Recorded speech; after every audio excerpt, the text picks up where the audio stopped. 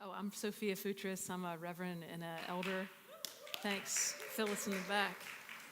And I'm excited. Today's a beautiful day. I'm having an art show next door. Somebody else is going to tell you about that, though.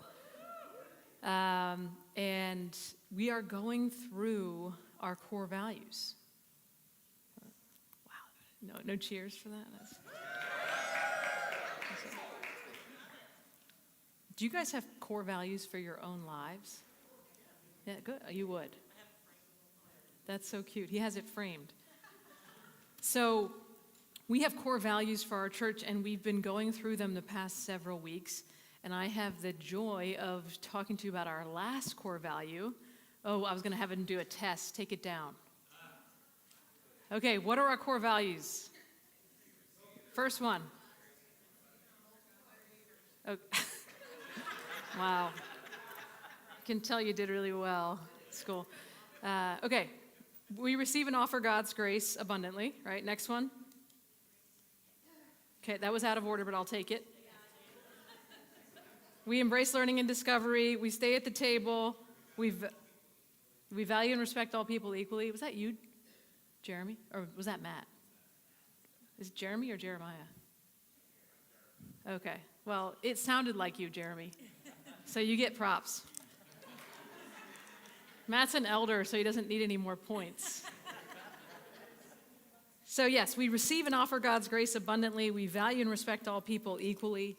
And we can't wear dangling earrings when we preach. We stay at the table. We embrace learning and discovery. And today we're talking about we multiply leaders. It's our final core value. We're going through, if you didn't get this little booklet, you can find it online.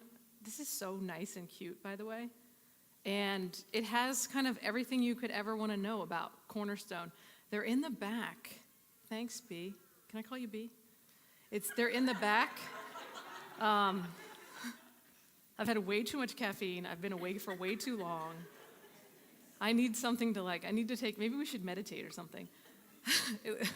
At least you guys are awake.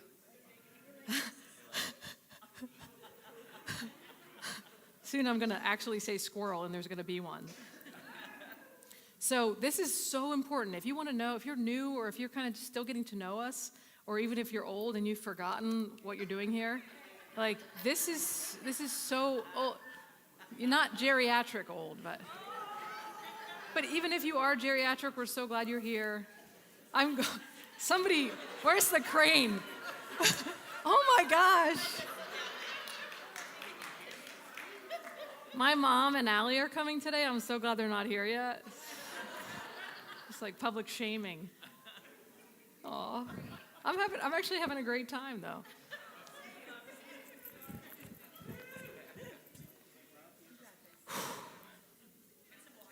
No, I'm great. Thanks. I'm great. Okay. So the point being, this is a great little booklet for your resources. And we spent so much time as a team kind of journeying through these, and we just continue to evolve and live them, and they're so essential to our life here at Cornerstone. They're kind of our guideposts for how we do things here. And so today, when we talk about we multiply leaders, I want you to raise your hand if you're a leader. Okay. All right. Well, I'm going to ask you another question at the end of it, because that is where I'm getting to. So do it again. If you're a leader, raise your hand in the church. Okay. Or just a leader in general. Okay. I feel like you guys picked up on what I was doing, so now you all raised your hands. So you got the point of the sermon, okay? So Cornerstone values multiplying leaders. And to be honest with you, if they didn't, I wouldn't be here today. I don't know maybe what would have happened to me if that wasn't a core value of Cornerstone. And maybe that's true for a lot of us. How many of you Cornerstone has somehow invested in your life? In some way or another, right? Wow, look at those hands, holy smokes.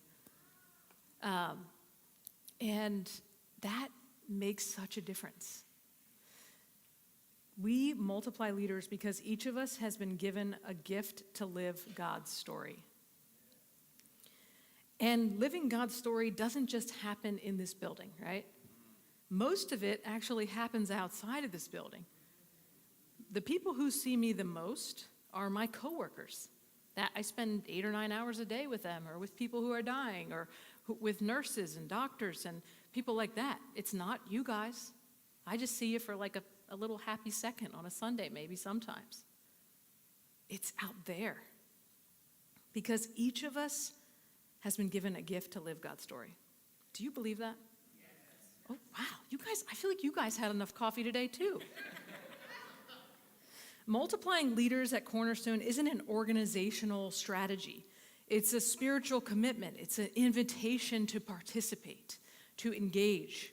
It's how we steward the gifts God has placed for us, God has placed in every single one of us.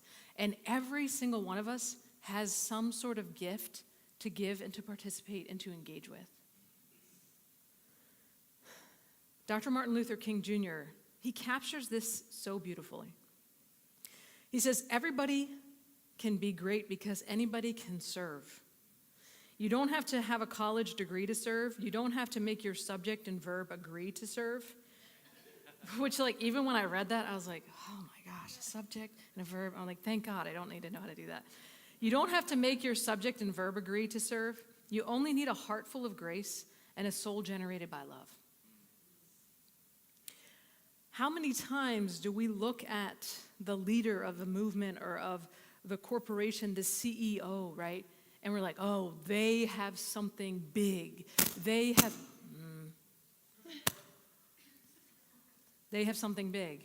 That's it. That's all I can do. They have something bigger than me. They were specially anointed for this thing. Now, do I think certain people get certain callings that look more fancy and showy than others? For sure, absolutely. Does that make that calling any less valuable? No. And so when we think about multiplying leaders, we're not just multiplying people who are going to be some bigwig names, who are going to be the next head pastor or lead pastor, or who are going to be like this all-star Christian out in the world.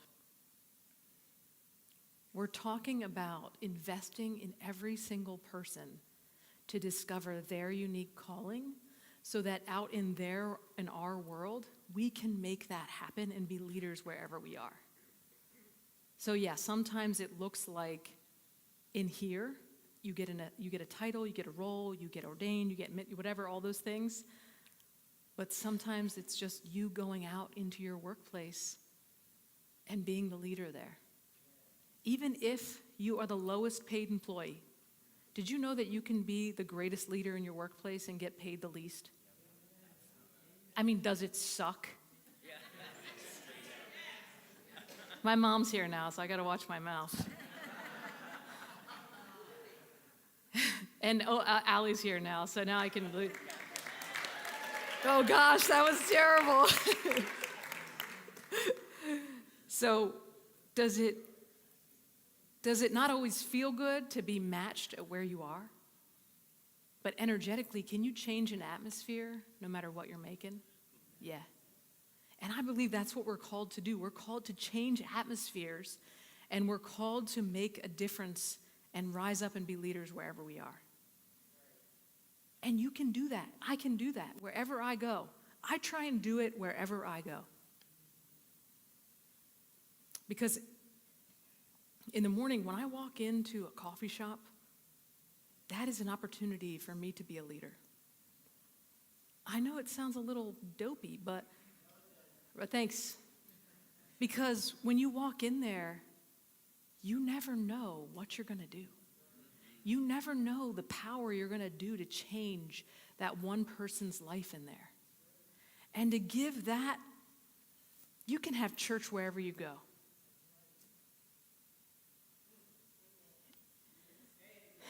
You can have church wherever you go. Because each of us has been given a gift to live God's story. So let's break it down a little bit. Our core values each have scriptures that we kind of designated to talk through and explain how we came to that value. So I'm just going to break down the scripture, not in depth, But I'm going to break it down and talk to you about that and how we came to that, and what it means for us to live it out. You guys ready? All right, cool, let's go. So Ephesians 4, 7 through 13. Paul writes, to each one of us grace has been given as Christ apportioned it. Not to a select group, not only to the experienced or to the outspoken, not only to the ones who look like leaders, not only to white males. To each one, I love you guys. If you're a white male in here, I love you guys so much. And you probably have it the hardest right now in the world. And just stay with me. I know you're not happy about it, and I don't blame you. Let me explain it real quick, because I think that's important. Because listen, if you're a white male who is actually trying to break the stereotype of what society has created through the patriarchy and colonialism of being a white male, it's probably really hard. And we all have struggles, and I'm not saying that that struggle is harder than somebody else's, but it is a struggle to acknowledge, and we welcome all people in here, and we have white males in our midst who are not typical white males. And if love is going to win, love must win for everyone. And every person has to be acknowledged. Because otherwise then we just end up othering the very people who are pissed at for othering us. And that doesn't work. So yeah, you're right. And also, it's both and. Because I know that Brandon, he's like the whitest of white males.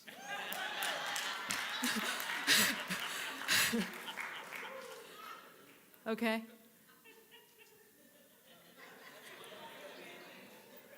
You're gonna make me start crying. But what if the very people in our society who've done somewhat of the most damage to our society, what if those are the people who now rise up and say no? And Brandon and so many of you in here are trying to change that narrative. And that's important. I'm not trying to elevate the white male. The white male needs no elevation. Hear me. But we need to be leveled. And there's very few white men who have loved me more than Brandon Boyce. Who, when I came out, was one of the first people to stand up to family and friends and be like, you know what? I know this person and I love her. And I'm standing with her and I don't care what you think. And go Birds. Okay? So that's important. That was a total side trail.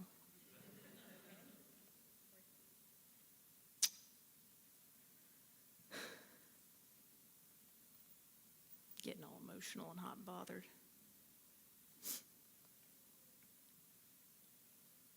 Now, not to a select group, not only to experienced or outspoken people, but God has given each one, not to the ones who just look like leaders. Are you guys okay? Okay. Because I really hoped you heard my heart on that. Did you get it? Okay. Paul doesn't limit grace. Paul doesn't limit grace. Paul doesn't limit this grace to the religiously trained, the socially powerful, the culturally approved. Scripture's witness is that the Spirit distributes gifts across women and men, non-binary, trans, gay, straight, Jews and Gentiles, wealthy and poor, educated and black and white and uneducated, Israelis and Palestinians, people with complicated stories, and people who feel like they have no story at all.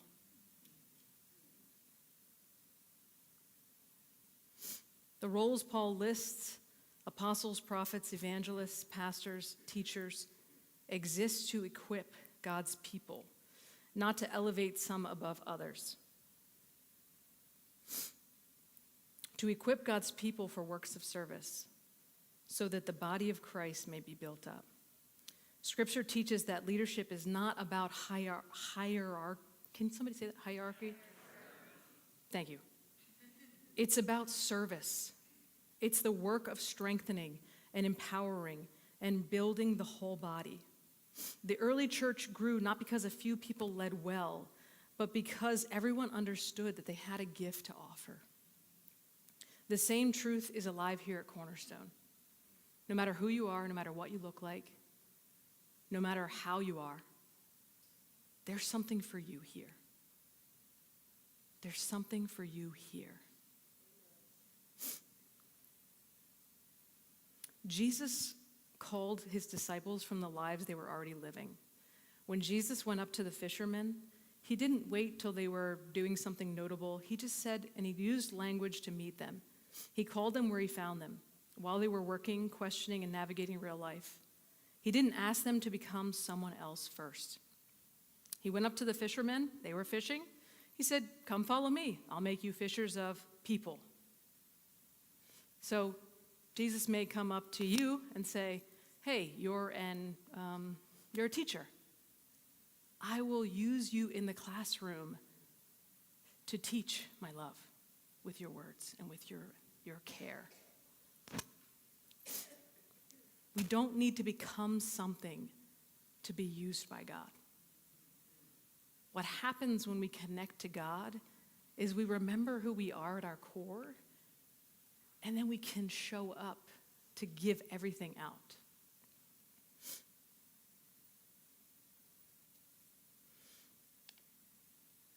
Jesus calls us as we are, with the personalities, identities, cultures, struggles, and stories we already carry.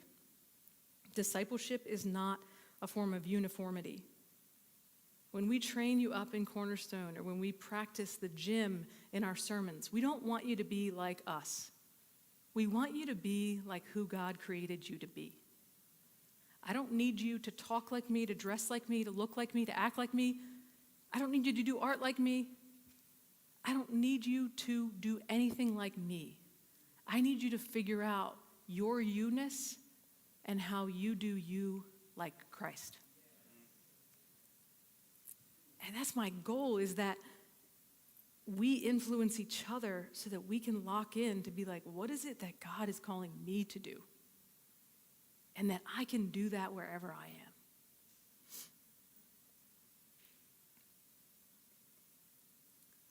Your story is not a barrier to leadership. It's your starting point. It's your starting point.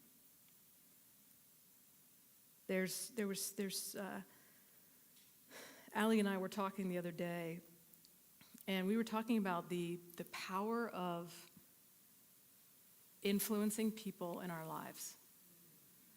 And we go on a walk every night around like 5:30, say, after dinner. We eat as if we were an old couple.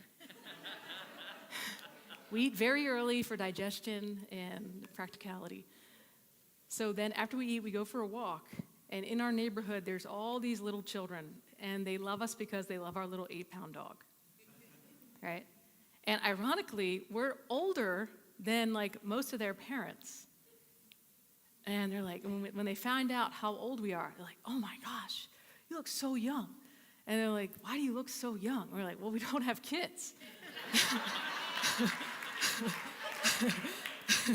And they look at us like we've just like scarred them for life. Like, well, it's true. Also, anyway, so the point of this story is not self-elevation. The point of the story is these kids, they just want to be around us. They want to kind of talk to us and tell us what's going on in their little lives, right? And you just never know, like, how you're influencing somebody's life. And the second, like, so maybe it's just this thing, that, and the other thing, whatever. You're just kind of building. But then all of a sudden one day they come up to you and they're like, hey, I really need to talk to you about something. And I didn't feel like I could talk to my mom about it. I'm like, oh, okay, let's talk about it. Let's get into it. Because you've now become that one person that they're like, oh, okay, you're safe, right? And or my little like godson, he'll call me up and I'll be like, oh, okay. He wants to talk to me because he's been watching my life. And so he's calling me up and he's like, can we talk about this? Right? You just never know how it's going to happen. And it's happened for me where somebody will take extra time. I had some certain teachers in high school who just took extra time to take care of me. 30 years later, well, 25 maybe, 25 years later, and I'm like, I still will reach out to them and be like, thank you so much. Thank you so much for listening to me. Thank you for helping me through that moment. You never know when you're leading somebody through the valley of the shadow of death. You could be doing it right now because you are a shepherd or you are a friend on the journey. You just never know. So part of why we multiply leaders in Cornerstone is also because we embrace that nobody can just do it alone. Imagine if Tracy just was like, I'm the leader of this church, and everything that I say goes, and I don't have a boss. Well, she doesn't have a boss, technically. I mean, I guess we're the boss. I don't know, actually. I guess God is her boss. But then we have the elders, right? We have the elders that we all kind of reason together. And then we have deacons, and then we have worship ministry, worship pastors, worship leaders. And we have all of the youth and children, right? All of these people work together. Imagine if Tracy was just like, I'm going to direct worship, I am going to do the sermon, and I am going to make all the decisions of the church, and I am going to take all of the money. Right? And people would be like, wait, number one, that would never work. Because it would just be totally imbalanced, right? And it would just be like it would just not be good. It would be, right, exactly. So Moses kind of went through a similar thing. In Exodus 18, 13 through 27, Moses is overextended. He's carrying more than one person can hold. I think it'll be up there on the screen in a minute. That's okay. And his father-in-law says, what you're doing is not good. You and these people who come to you will only wear yourselves out. The work is too heavy for you. You cannot handle it alone. Select capable men from all the people and appoint them as officials over thousands, hundreds, fifties, and tens. Have them serve as judges for the people at all times. So even Moses, who we revere as this like great high holy figure, his father-in-law was like, hey son, this isn't working. You need help. You need other people who can carry this burden with you. You have to train other people up who can do this work with you. And that's part of the reason why Cornerstone, because we'll talk about it in the context of Cornerstone, and then we'll talk about it in the context of the world, because both are important, because you're here in this place. So Cornerstone, a big way that happened was Bob Miller, who was the founding pastor and leader of this church. Yeah, you can clap, yeah. Joni and Bob founded this church together years ago. And a big part of Bob's heart and vision was the internship and the idea of building in to other people so that they would know not only how to lead and raise up to be leaders, but they would do it well and be cared for so they wouldn't be burnt out and they would have the tools and the skills necessary. So they created an internship. And Bob and then Tracy worked together to carry that internship together.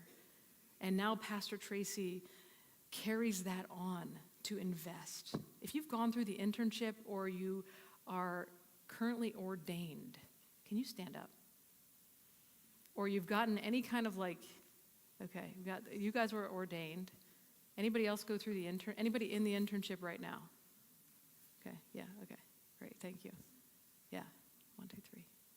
Great, thank you. That's okay, you can sit down.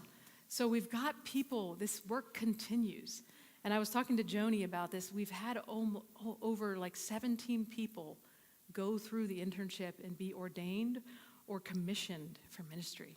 That's amazing. That's like 18 more revs out there in the world doing God's work. And then Joni, through her ministry, she's trained up so many worship leaders, like 15, 16, 17, over more, who continue to do that good work of leading worship. Some are here, some are everywhere.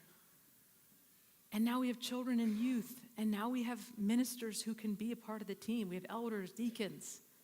It continues to grow because we have these mechanisms set up so that not just one big person is leading the whole church, because that would be very tiring. And so we embrace the solution that Jesus called many people, not just one people. We don't look to just one figurehead to lead us. We rely on many people, many leaders who can guide us and lead us in the journey, and we become those leaders to guide others. Not identical leaders, not perfect leaders, but capable, willing leaders. Cornerstone embraces that same scriptural wisdom. Leadership flourishes when it's shared, supported, and empowered. So what does multiplying leaders look like at Cornerstone? It looks like we try and honor the image of God in every person. Whoever you are, whatever you are. Every story is sacred to us. Every gift has a purpose. Every voice is needed. We affirm diverse leadership. Women, men, LGBTQ people, those who are neurodiverse, those who are disabled, those who are people of color, and those who I have not mentioned that we include, are all fully valued and empowered and welcomed to accept and participate and say, me too. And maybe it's not going to seminary or doing the whole internship, but maybe you're like, you know what, I want to be a greeter here. Or I want to help people know about something that they don't already know about, and I want to make sure that I'm a voice for those people. And you just start doing it. Or maybe you just show up here and you get fed, and you go out and you do what you're going to do out in your world. It all matters. And we try and build healthy, sustainable structures to do this. We try and share the responsibility. We try and work from rest. All of these vocabulary that we use, we're going to continue to learn about them. They're all in here, these terminologies you hear us say. And we want leadership that brings life, not exhaustion. We don't want people just to be burnout. How many times have you heard people be like, oh, I was in ministry and I just got burnt out, right? I just got run like a dog because I was voluntold to do everything. It's easy to feel that, but what does it look like to shift and be like, I want to participate, and here's where I can participate. Here's my boundaries, and here's what I can do, and here's where I'm good at it. Let's do it. And how about if you can't do it, just say no. Okay? Just say no. I was with my doctor the other day, and I told her something, and she goes, it's okay. No's a complete sentence. I was like, oh, okay. I was like, all right. I'm not used to that. You know, sometimes we want to over-explain of like why I can't do this, or why I have to do this, right? To make everybody else feel better. Really, I'm just trying to make myself feel better. So Cornerstone has a beautiful way set up to multiply leaders that's very practical. We try and follow that invitation that we see through Jesus's ministry, that he goes out and he invites in, and he empowers people to go in their lives, in their corner of the world. Do it how you can do it. Don't do it like me. One of me is enough. Watch it. My mom's here, David. She'll come for you.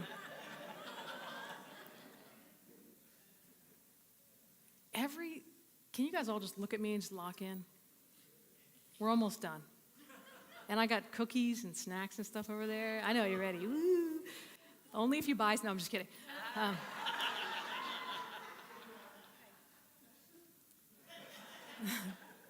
every single one of you has such an important gift. Every one of you has a purpose, has a meaning, has a power, has a time, has a way, and has a message. Every single one of you has something or something to say, something to do, something to give to this world. I'm looking at you two right there, Beth and Sophie. You two, I heard you last night through the halls, just the ministry of your music. You have something to give. You have something to be. Lauren, you are an advocate through and through. You are courageous and brave, and your voice matters.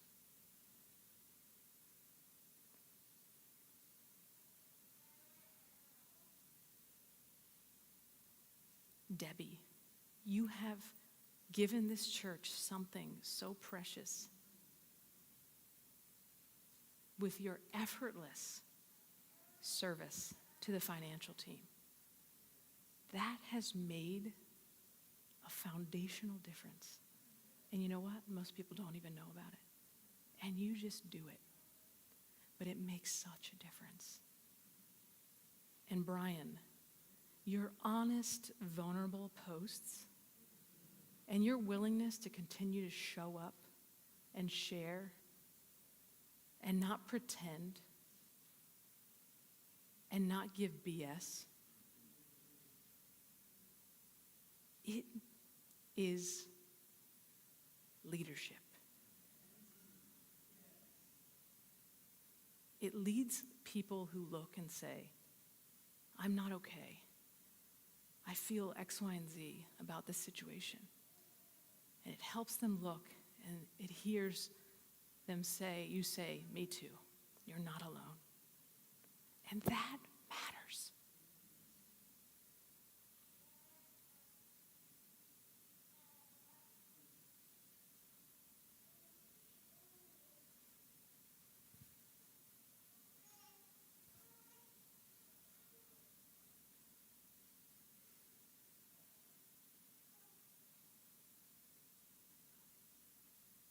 You and me.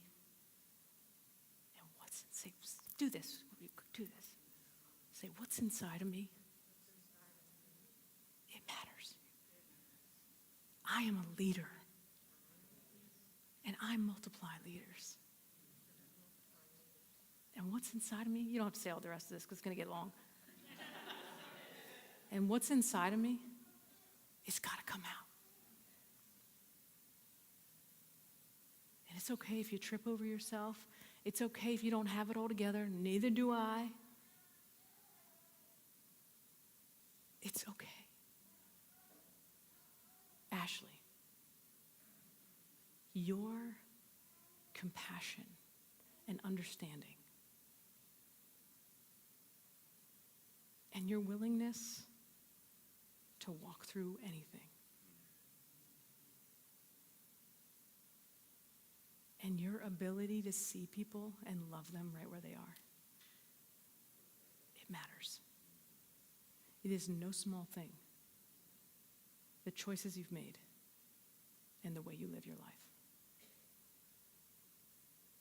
When nobody sees, or when it just feels like it's routine you, oh, that's just Ashley. We can expect that from her because she does this, she does X, Y, and Z. It matters. It's not just routine. Not everybody does that. Not everybody thinks that. Not everybody can show up like that. Don't make it small. It's not.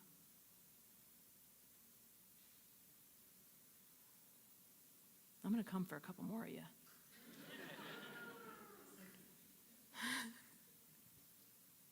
I'm coming for you, Hope. Hope, you have staying power. And not just any old staying power. You've got a love that actually means something. You've got a witness inside of you, and a grit inside of you, and a foundation that goes so deep nobody even knows. And when there's a storm going on, I have a painting over there called Windblown But Not Broken. You know when there's a storm going on and you see that one tree that's like, but like it is so solid. That's you. And I also want to recognize that being the strong one has a cost. And sometimes it doesn't always feel good. And today I just want to recognize you. And I want to honor you for the choices you've made that nobody sees. That you hope you are a leader. And I think the person who you've led the most is yourself. And that matters, and I see you. And I celebrate you today. And my prayer for you is that when Jesus says, peace be still, and the winds and the storm calms, that you'd feel it like nobody's business. And you would be able to rest into that rootedness.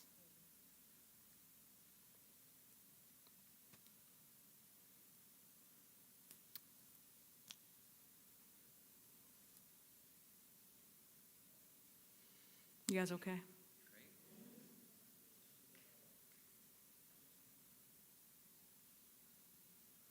I don't know you, Mr. Man, person, sorry. Person. What is it? Hey, Joshua. I'm Sophia. It's nice to meet you. Is this your first time? No, I've seen you before. It's your first time. Uh-oh. Joshua, I've been watching you the whole service. I don't know why I'm going to start crying. You're one of the good ones. And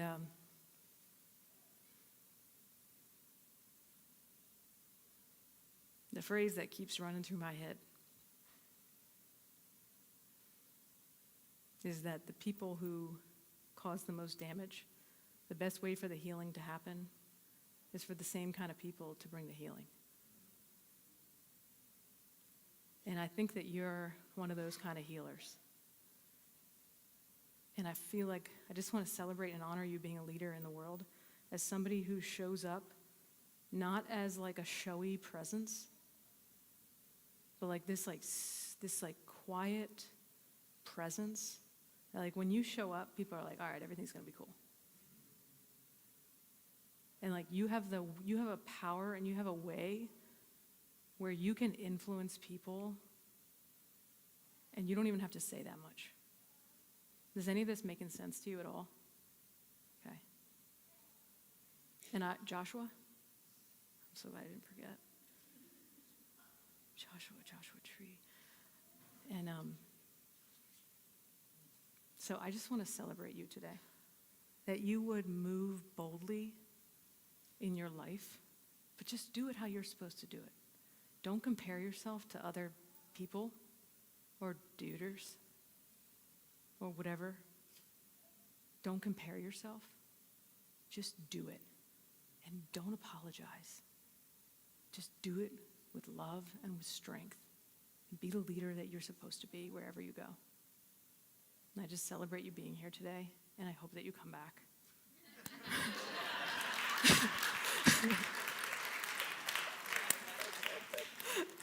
All right, it's 11:28. Does anybody need an encouragement today?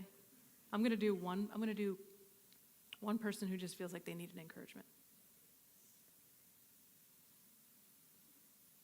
Billion? Come here, buddy. Let's give it up for Billion.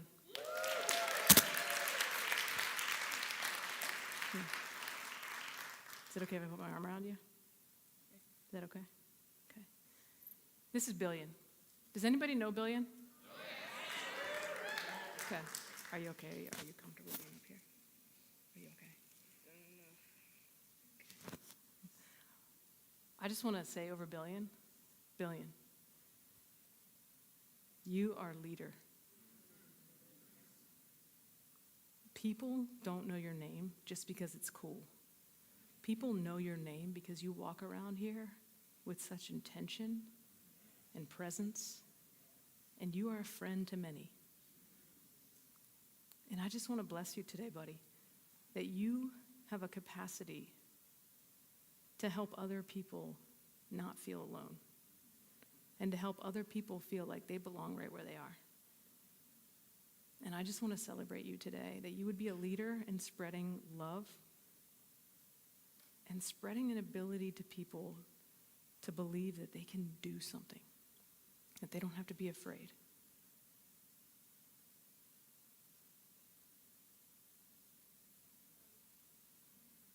And I just thank you so much for being a friend to whoever you meet. And to be a friend, it doesn't take much. It just takes being right there. And so I thank the mamas for raising a friend.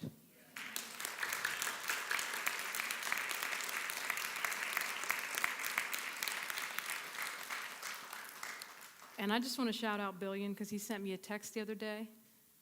And this guy right here, he made the honor roll. Okay. All right.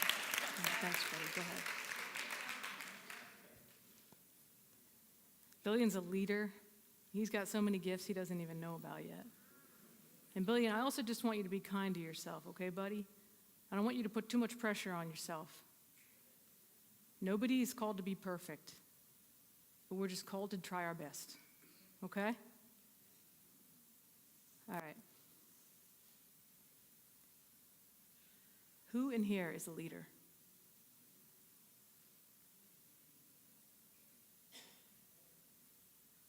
I want you to just think about it as we finish up here. Where's God calling on your heart? What is God calling you to do?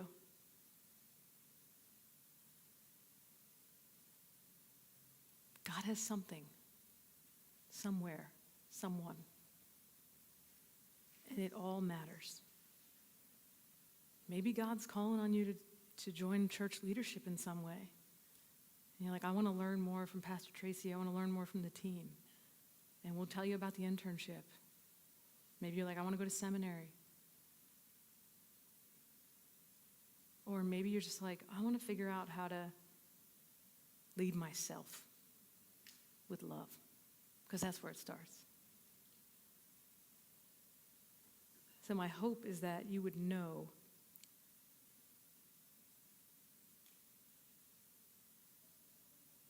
that in Cornerstone, we value multiplying leaders.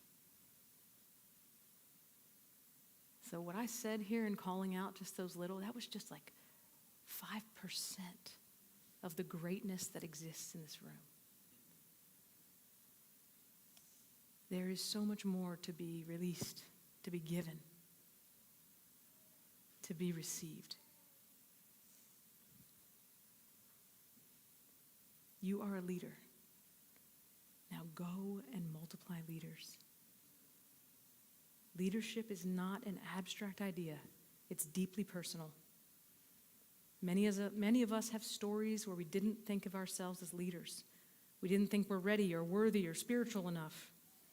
Maybe someone told us we didn't belong in leadership, or we have nothing to offer. Maybe we never saw someone less like us leading or making a difference in the workplace.